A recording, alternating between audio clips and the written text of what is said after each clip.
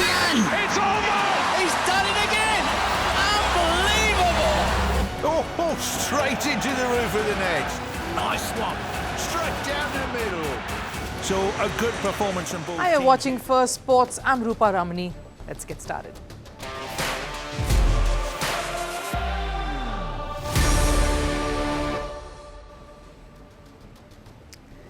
Right, on the show today, Virat, Kohli and Rohit Sharma continue to be a point of discussion. And why not? The ODI series against Australia is drawing near. Experts say everyone should forget about them being part of the 2027 World Cup. What does that mean? Will that be easy? And how should the two navigate the months that are coming up? Is Pakistan hockey setting the right kind of example for a larger administration like the Pakistan Cricket Board? After a lot of drama, the Hockey Association seems to have sent an advisory to the hockey players to move on if no handshakes are given in their game against India today. Is it time for Pakistan cricket to learn from their own beleaguered colleague? And Cape Verde, a small country, does the unthinkable, seals a berth at the FIFA World Cup. How did they manage to do this, and who are the stars waiting to take on the other global footballing giants? But first, the headlines on Sports 360. Starting with cricket, India registered a 7-wicket win over West Indies in the second test. KL Rahul's 58 guided India to a win in the first session of the final day. With this, the hosts won the series 2-0. Kuldeep Yadav was named player of the match for picking up 8 wickets. India remained third in the World Test Championship points table behind Sri Lanka and Australia. Over in the Women's World Cup, Bangladesh suffered a heartbreaking loss to South Africa by just 3 wickets. Batting first, Sharmin Akhtar's 50 and Shorna Akhtar's 51 powered Bangladesh to a respectable 232. In response, Chloe Tryon scored 62 to help her side chase the target in the very last over. After the win, South Africa moved to 3rd spot in the points table. To football, France were held to a 2-all draw by Iceland in the World Cup qualifiers. Iceland took the lead in the first half. France bounced back with 2 back-to-back goals in the second. Christian Hilsen scored the equalizer in the 70th minute. France will next face Ukraine. Ukraine have narrowed the gap with table toppers France in the World Cup qualifiers. They beat Azerbaijan 2-1 to register their second win in the 4th round. Ruslan Malinovsky scored the winner in the 64th minute. Ukraine now have 7 points in 4 matches, 3 behind France. Now, this is a delicious subject that will not die down for a while to come. If it's not about their exit from Test cricket or their fitness regime and transformation, then it's about their future and the inevitable question: will we see these two legends playing in the 2027 World Cup?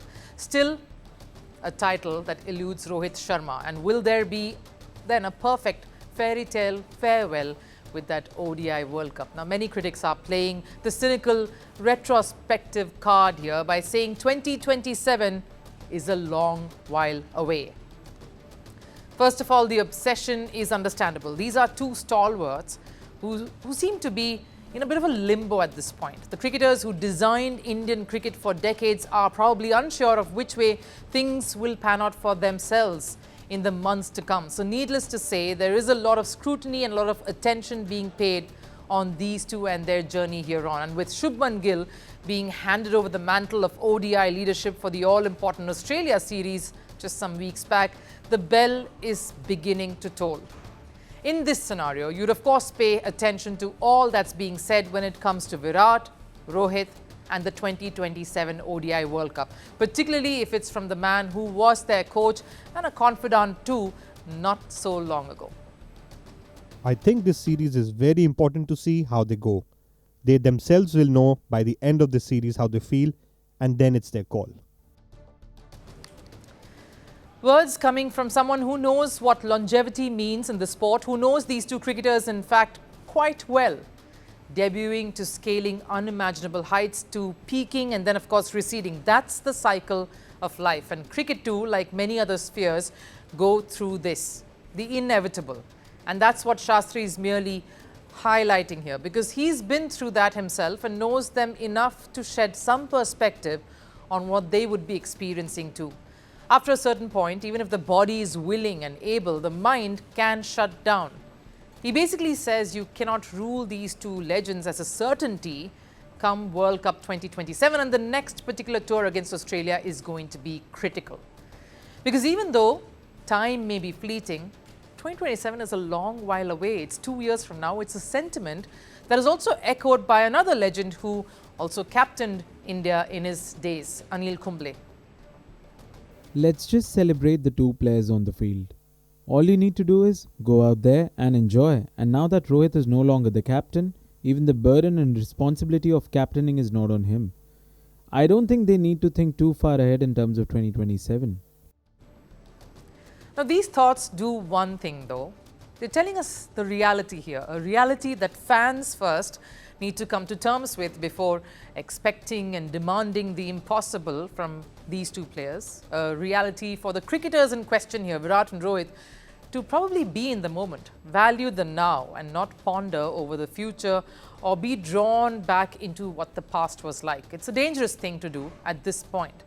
And basically giving clarity to us here on the sidelines from someone who was in a similar situation a while back. The game continues, but the ones who built the game every year will have to move on and simply pass on the baton.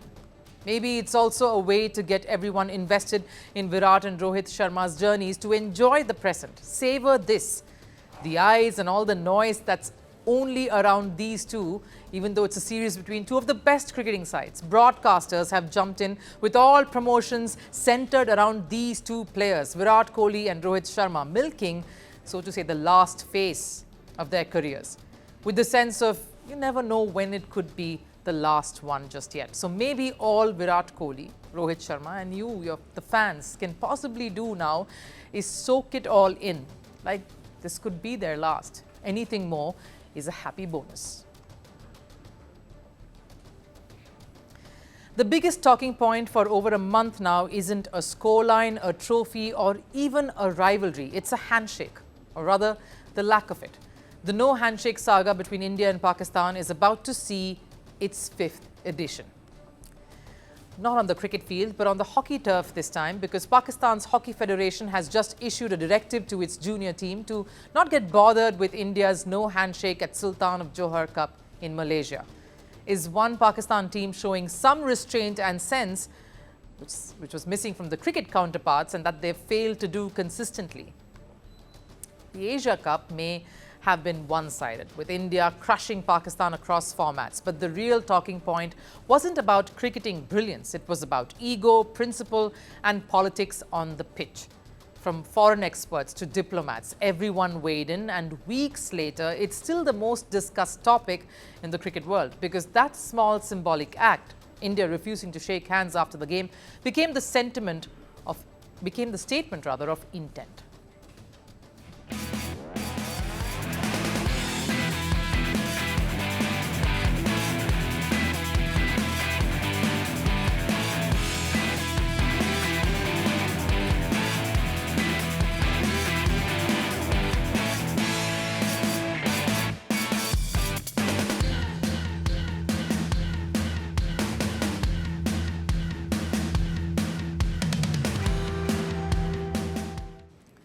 India's stance wasn't impulsive, it was based on principle, a reflection of a nation unwilling to compromise on what it stands for.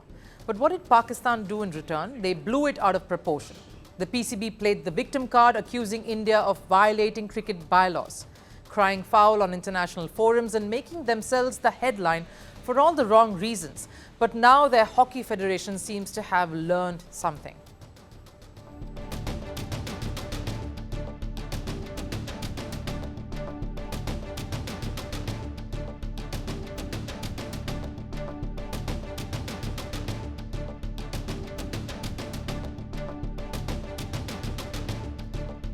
For once, and this is rare, a Pakistan sporting body has taken the high road, because they've understood something their cricketers didn't, that India won't be swayed by theatrics.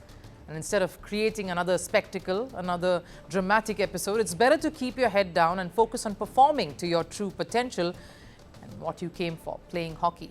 It's a sign of maturity, something missing in Pakistan sports for years now. Let's be honest, Pakistan hockey needed the clarity now more than ever.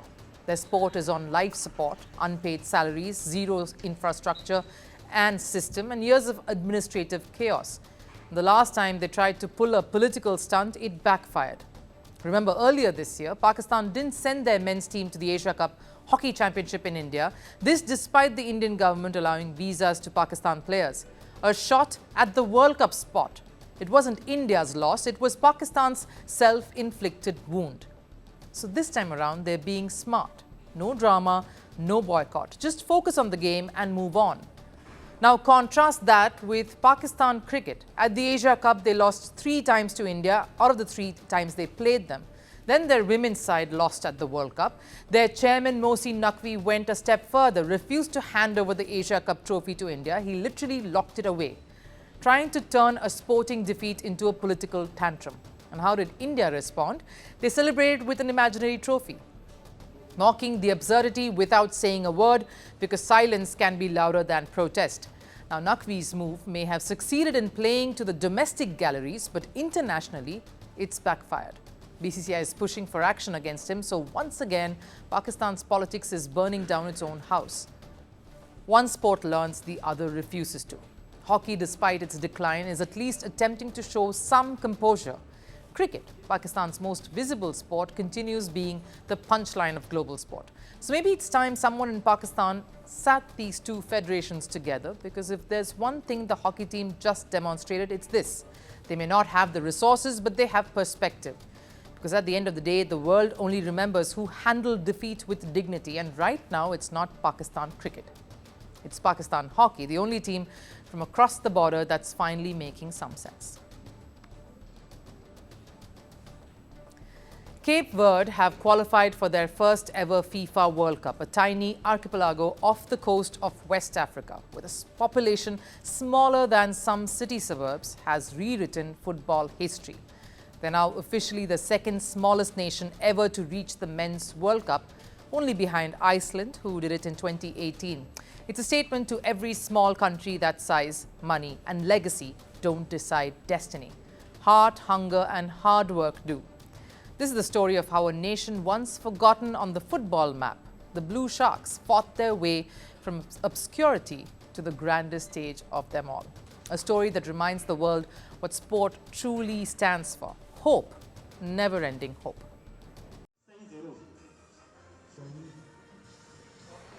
Go back just 3 decades. Few even knew that Cape Verde played international football.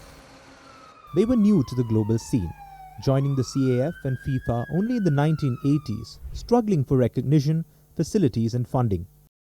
For years, football there was more about community than competition, more passion than possibility. Then came a flicker of belief.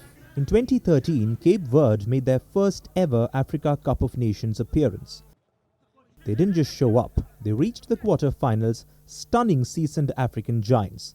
It was the first glimpse of what could be, and they repeated that success later, quietly building a reputation for resilience. But the World Cup, that felt like a dream too far. Until now. The 2026 qualifiers changed everything. Grouped with powerhouses like Cameroon, Angola and Libya, no one gave them a real chance. But Cape Verde, they didn't just compete, they believed. The match that sealed their fate, a 3-0 win over Eswatini in Praia. Goals from Livramento, Semedo and Stopira turned the dream into a reality. In stoppage time, Stopira, a veteran, came on and sealed the scoreline, a symbolic nod to history, legacy and continuity.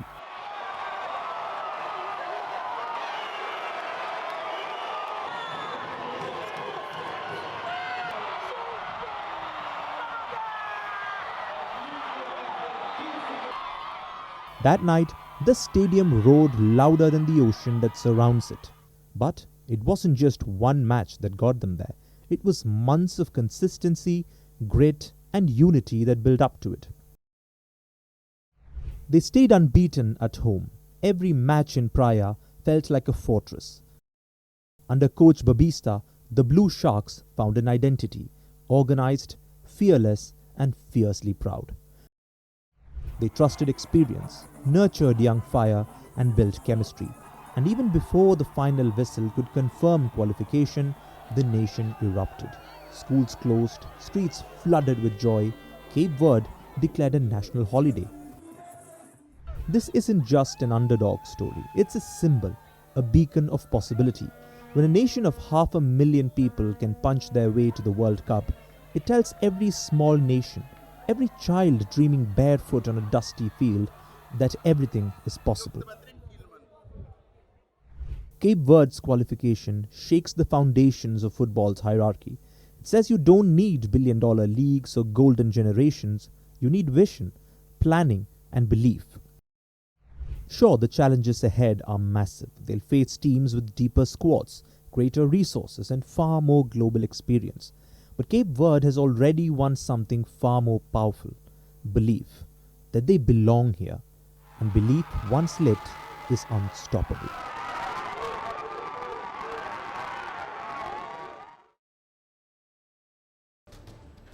Time for last serve. French star Ousmane Dembele returned to where it all began. The PSG forward went back to his hometown, Evro, to celebrate his Ballon d'Or triumph with the people who made him who he is today. Instead of glitz and glamour, Dembele chose humility, celebrating among his community where his football dream first took flight.